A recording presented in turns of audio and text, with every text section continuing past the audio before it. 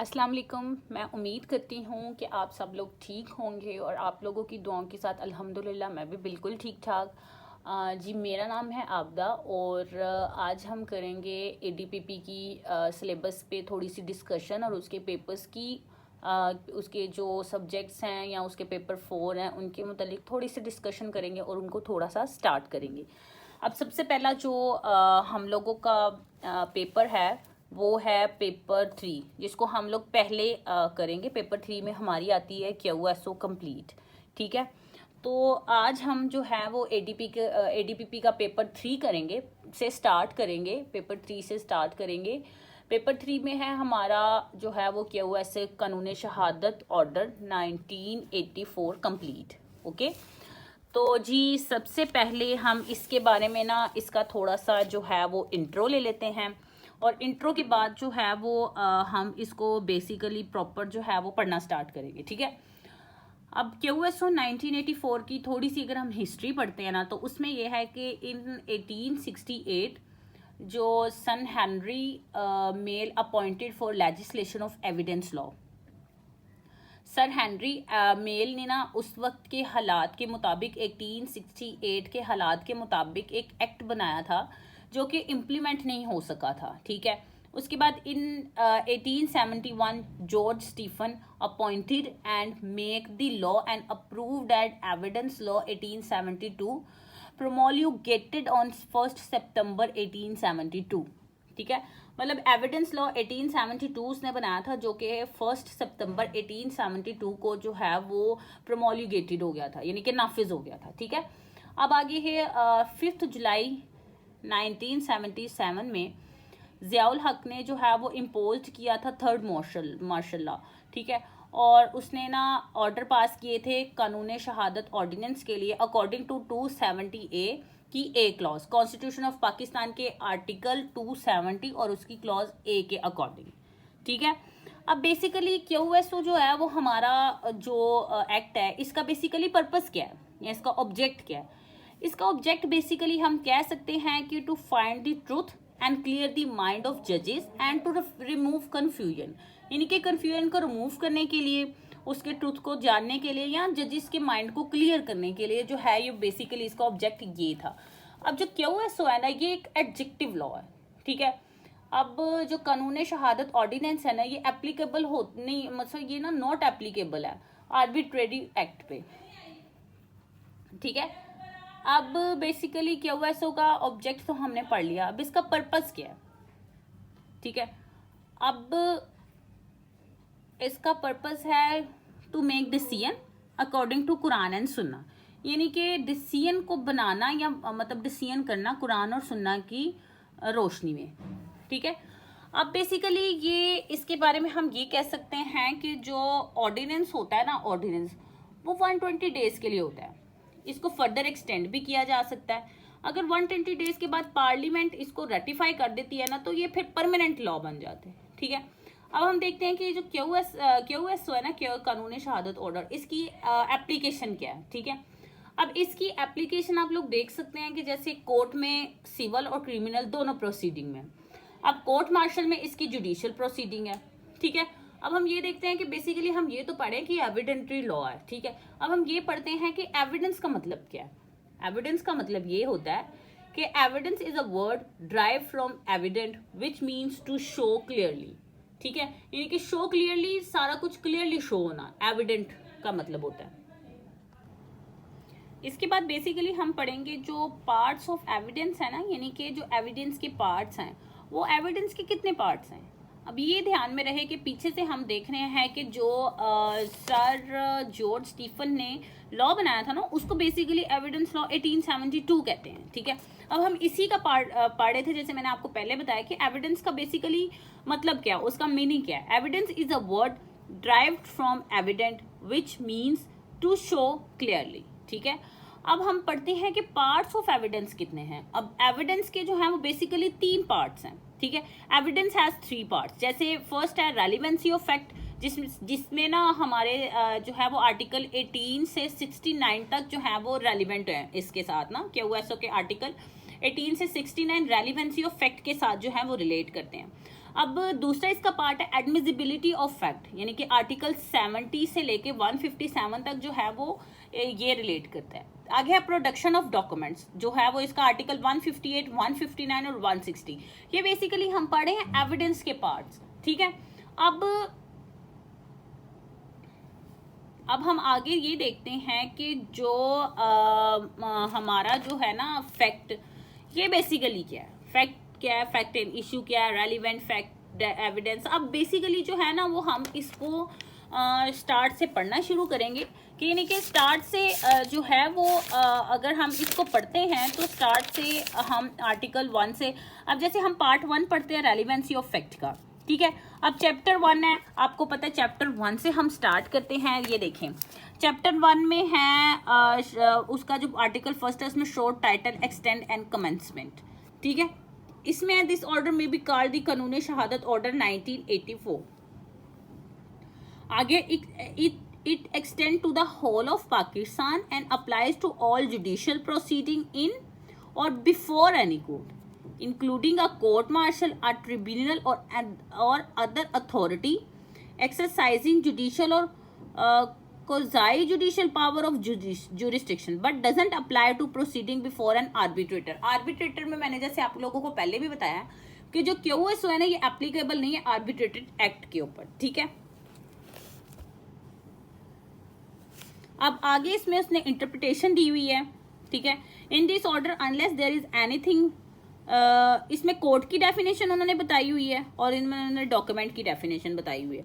अब कोर्ट की डेफिनेशन आपको पता है कि इंक्लूड ऑल जजेस and magistrate and all person except arbitrators legally authorized to take evidence. आगे डॉक्यूमेंट है, document mean any matter expressed or described upon substance by mean of letters, figures or marks. और अब भी हमने documents का पढ़ लिया कि documents means any matter expressed or described upon any substance by means of letter,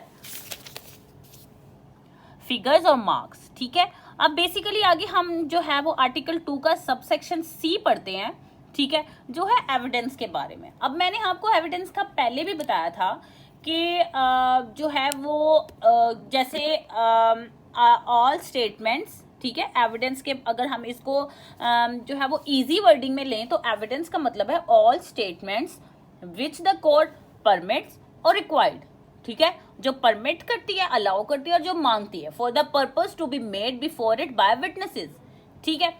अब purpose of evidence क्या है हमारा? अब पर्पस ऑफ एविडेंस हमारा ये है कि किसी को किसी भी साबित करने और गलत साबित करने वाले को कोर्ट, मतलब किसी को भी साबित करने के लिए या इसको सही साबित करने के लिए या इसको गलत साबित करने के लिए हम कोर्ट में ना कोर्ट ऑफ लॉ में हम एविडेंस देते हैं। जो बेसिकली एविडेंस का पर्पस ये है, ठीक है। और इसका पर्पस ये है कि डिटर्मिनेशन ऑफ ट्रुथ, यानी कि हम जो है वो ट्रुथ को डिटरमाइन करते हैं कि जो है वो बेसिकली हम ये एविडेंस के बारे में पढ़ें कि एविडेंस में क्या क्या इंक्लूड है। अब हम एविडेंस की काइंड्स को भी अगर देखेंगे तो इसमें ओरल है, डॉक्यूमेंट्री है और डायरेक्ट है, इनडायरेक्ट है, प्राइमरी है, सेकेंडरी है, हेयरसे। ये बेसिकली अगर हम जब हम जैसे जैसे हम आगे जो है वो QSO को पढ़ते जाएंगे ना वैसे वैसे हमें ये जो चीज़ें हैं वो क्लियर होती जाएंगी। अभी तो हम इसको रफली देख रहे हैं कि भाई एविडेंस का बेसिकली पर्पस क्या है या उसकी काइंड्स क्या है या एविडेंस का मकसद क्या है, ठीक है। अब आगे जो है वो हम इसको बार बार पढ़ते जाएंगे कि भाई एविडेंस क्या है, मतलब उसकी ओरल क्या है, डॉक्यूमेंट्री क्या है, डायरेक्ट क्या है, इनडायरेक्ट क्या है, हेयरसे क्या है, ठीक है। तो हम जो है वो इसको मतलब जो है वो आगे फर्दर जो है वो हम इसको पढ़ते जाएंगे। अब बेसिकली हमने आर्टिकल 2 का सबसेक्शन सी पढ़ लिया। अब हमने आर्टिकल 2 का सबसेक्शन डी पढ़ना है जो है फैक्ट। अब हमारा फैक्ट का मतलब क्या है? फैक्ट का मतलब है कि अगर हमने इसका डिक्शनरी मीनिंग देखे ना तो something known or believe to be true is known as fact, ठीक है। कि अब आगे फैक्ट का जो है वो something known or believe is to be true, fact का मतलब यही होता है कि जो बिलीव किया जाए और नॉन किया जाए कि ये ट्रू है, उसको ये डिक्शनरी मीनिंग है। अगर हम इसका लॉ में देखें, एनीथिंग स्टेट ऑफ थिंग्स और relation of thing capable of being perceived by the senses, यानी कि फिजिकल फैक्ट जो कि परसीव्ड बाय सेंसेस हो जाए, ठीक है। आगे इसके जो है वो 2 पार्ट्स हैं, फैक्ट इन इशू और रेलिवेंट फैक्ट। ठीक है। अब फैक्ट एंड इशू जो है वो article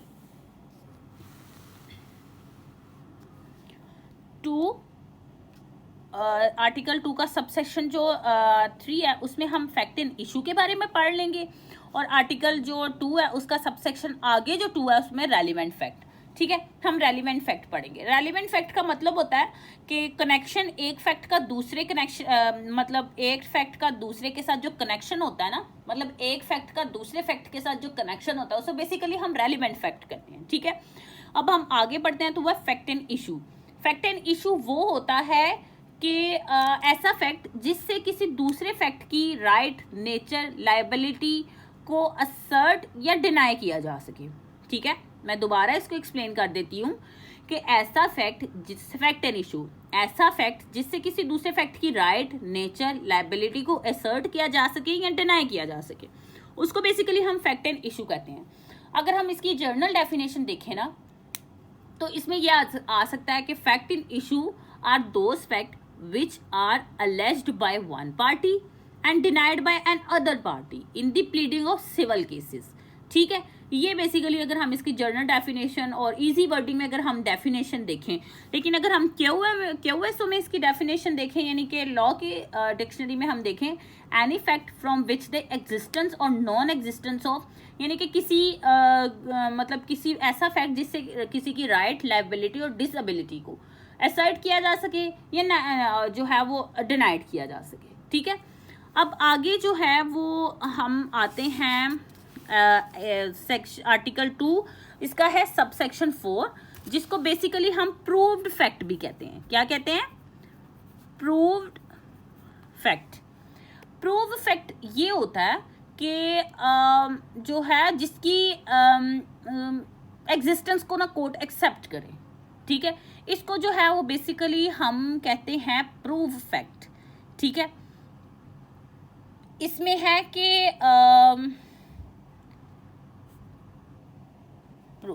a fact is to be proved when after consideration the matters before it the court either believe it to exist, ठीक है, or considered its existence so probable that a prudent man out under the circumstances of the particular case to act upon the supposition that it exists।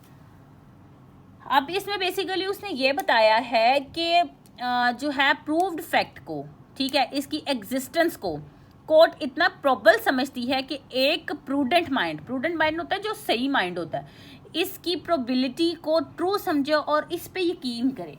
Basically इसको जो है वो हम proved fact कहते हैं। अब आगे है डिसप्रूव्ड फैक्ट। ठीक है, ये देखें, अब है फैक्ट जिसकी मौजूदगी को कोर्ट कंसीडर ही ना करे। ठीक है, मतलब जिसकी एग्जिस्टेंस को कोर्ट जो है वो कंसीडर ही ना करे, उसको डिसअप्रूव्ड फैक्ट कहते हैं। ठीक है, आगे हम आर्टिकल 2 का सबसेक्शन जो है वो 6 पढ़ते हैं, जिसमें है कि a fact is said not to be proved when it is neither proved or disproved, या ना वो प्रूव हो ना वो डिसअप्रूव हो। ठीक है, अब आगे जो है कि आर्टिकल 2 का सबसेक्शन 7 है में प्रीज्यूम। इसका मतलब होता है कि कोर्ट प्रूव ही समझेगी कि जब तक वो डिसअप्रूव नहीं होता या कहेगा कि इसको प्रूव करो, मतलब ये इस तरह के हैं जिसमें इस तरह के फैक्ट हैं जिनको कोर्ट जो है वो तब तक अप्रूव ही मानेगी जब तक हम उसको डिसअप्रूव नहीं कर देते। ठीक है, आगे जो है अब जो है बेसिकली इसमें हम नेक्स्ट पढ़ेंगे कंक्लूसिव प्रूफ। आर्टिकल 2 का सबसेक्शन जो 9 है ना उसको इसमें कंक्लूसिव प्रूफ ये होता है कि इसमें कोर्ट जो है वो फर्दर एविडेंस जो होता है वो रिक्वायर या अलाउ नहीं करेगी उसको डिसअप्रूव करने के लिए। ठीक है, अब ये तो हमने सारा जो है वो इसका पढ़ लिया कि इसका इंट्रो क्या है, इसमें एविडेंस क्या है, फैक्ट इन इशू क्या है, फैक्ट क्या है, रेलिवेंसी ऑफ फैक्ट क्या है, ये सारा हो गया क्यूएसओ का बेसिकली थोड़ा सा इंट्रोडक्शन। अब जो हमारा ठीक स्टार्ट होता है ना वो हमारा होता है आर्टिकल 3 से, मतलब ठीक है। अब हम आगे इसको पढ़ते हैं कि बेसिकली हम जो है वो आगे इसकी 1 by 1 जो है वो आर्टिकल्स को अगर हम रीड करेंगे तो फिर हमें समझ आएगी कि बेसिकली क्यूएसओ क्या है।